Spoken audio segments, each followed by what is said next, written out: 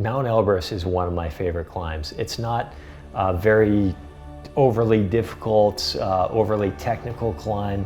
It's just a fun climb, you know. It's more about the experience. We fly in through St. Petersburg, spend a couple days touring the city before going to the mountain, and then we spend a full day touring Moscow on the way out. So for me, I love going back time and time again just to be part of that Russian culture.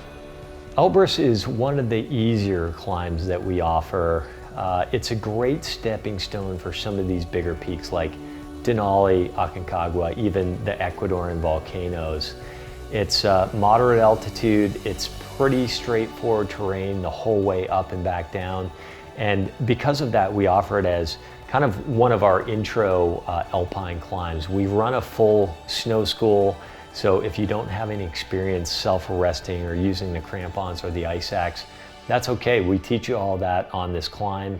And you know, for the most part, it's just putting one foot in front of the other. There is a bit of fixed rope climbing, but it's very basic fixed rope climbing, and we get you up to speed on that. So in general, it's a pretty straightforward, easy climb, but a great way to experience a moderately high altitude alpine climb for your first time.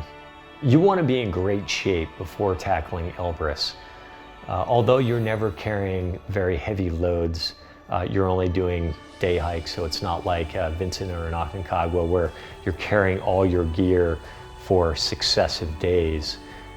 You're never carrying more than maybe 15, 20 pounds, but it's a big day, especially on summit day, so you need to be very fit. The weather on Elbrus is generally pretty good. You can get some serious storms coming through in the afternoons. Lightning can be a factor, but in general, the weather's pretty stable, and we allow several different summit day possibilities. So if you get shut down the first day, then we've got a few other opportunities to summit before needing to duck out of there for our flights. There's a big cost variance on Mount Elbrus. With the local companies, they may or may not speak English. They've got a very different style of guiding. They just kind of, you know, in general, they head up the mountain, and if you can keep up with them, then you summit, and if you can't, you don't. Whereas international companies like ourselves, we have a very different customer service philosophy. You know, we want to facilitate that climb and make sure that anyone that can summit does summit. So, you know, we keep a slower pace. We make sure people are well fed, well rested for the summit. So it's a very different philosophy. We're smaller teams, we're more expensive because of the expertise of the guides we're bringing over for the climb.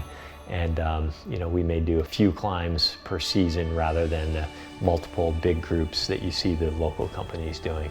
And also, you know, we do a lot of ski descents on Elbrus as well, and there's still a lot of snow in July, late June, early July, to be able to make a very nice kind of spring snow ski descent of the peak. One of my favorite climbs. I look forward to it every year, and it's just because of the experience, because of the culture, and because of the people we meet there that, you know, I love going back time and time again to Mount Elbrus.